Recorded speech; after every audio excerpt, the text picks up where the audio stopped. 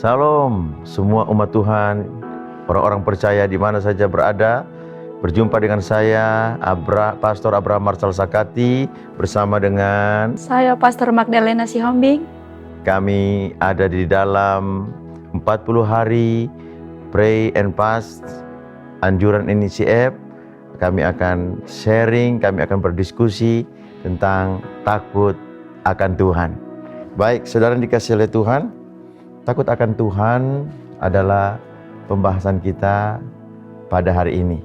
Ya, takut akan Tuhan yang dimaksudkan di sini adalah bahwa bukan takut terhadap kengerian, bukan takut terhadap murka Allah, namun takut akan Tuhan yang dimaksudkan di sini adalah bagaimana hidup kita sebagai orang percaya memiliki cara, memiliki konsep, pola menghormati Tuhan di dalam seluruh aspek keberadaan kita.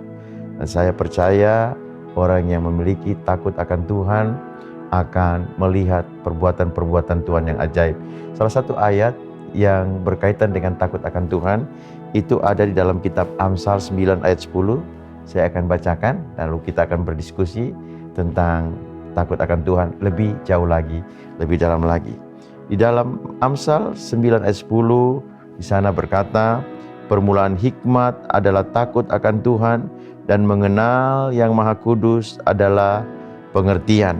Nah, saya percaya di dalam apa yang firman Tuhan katakan akan ada pengertian, ada hikmat, ada hal-hal yang baru Tuhan bukakan, Tuhan singkapkan bagi setiap orang-orang yang memiliki takut akan Tuhan. Dalam hal ini menghormati Tuhan di dalam setiap kehidupannya. Lebih jauh lagi, lebih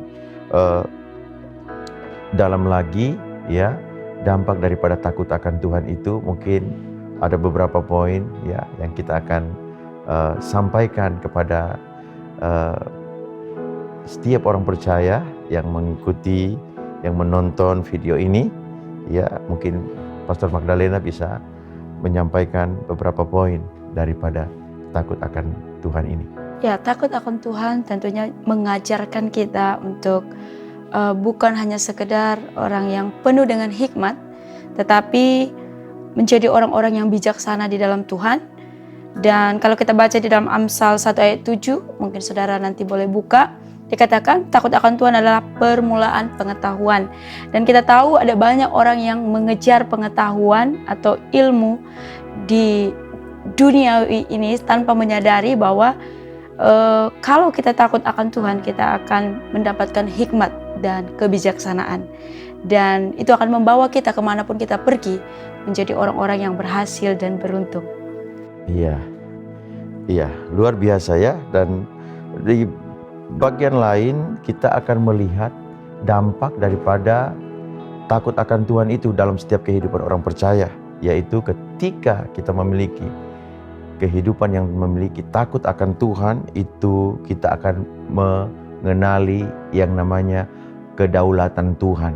Kedaulatan Tuhan dalam kehidupan kita perlu kenali dan kita perlu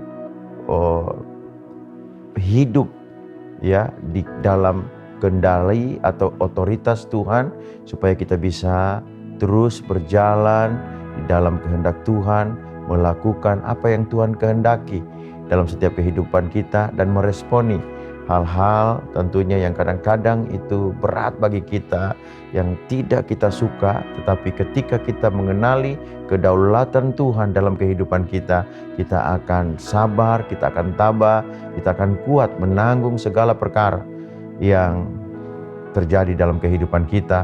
Dalam hal ini kita memahami bahwa kehidupan kita ada di dalam kedaulatan Tuhan. Baik, mungkin Pastor Magdalena bisa menambahkan daripada dampak akan hidup takut akan Tuhan. Ya, mempercayai keadilan Tuhan yang mungkin kadang-kadang bagi kita sebagai orang-orang yang ada di dunia ini ya, masih tidak bisa melihat keadilan. Ya, saya kasih satu contoh, apabila kita ada di satu pengadilan, bahwa simbol keadilan itu seperti sebuah timbangan yang balance ya. Tetapi kita menyadari bahwa hidup ini seringkali tidak sesuai dengan ekspektasi kita, tidak merasa dalam keadilan. Tetapi saya percaya di dalam takut akan Tuhan yang dimana kita hidup berintegritas dalam kehidupan kita, akan memberi pengertian kepada kita bahwa Tuhan yang kita sembah adalah Tuhan yang adil. Dari sekarang bahkan ke masa depan, rancangannya itu adalah rancangan yang terbaik. Wow, luar biasa ya.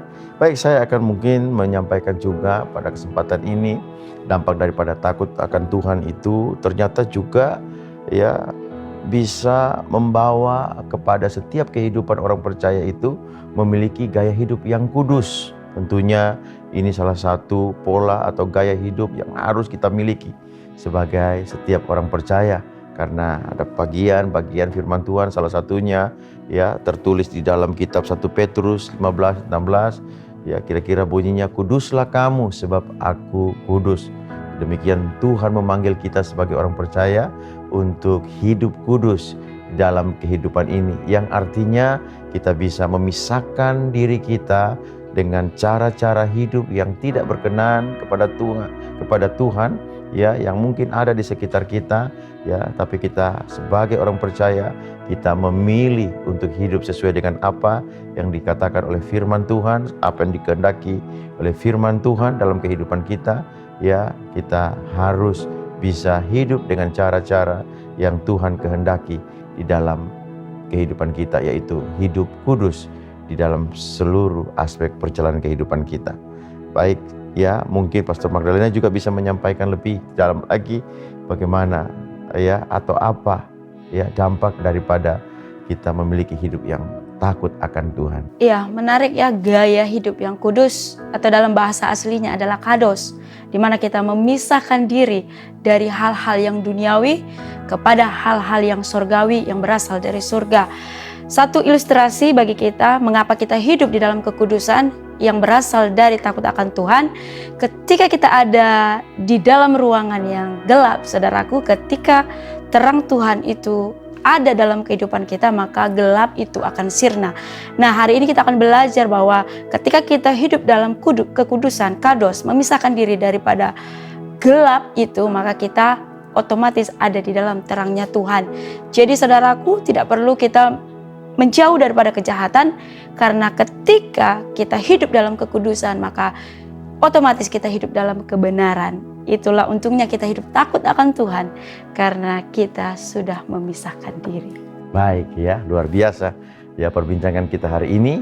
Ya, kita akan menutup sesi ini, kita akan berdoa. Ya, mari kita satu hati dalam doa. Bapa, kami bersyukur, terima kasih buat kesempatan kami boleh berdiskusi.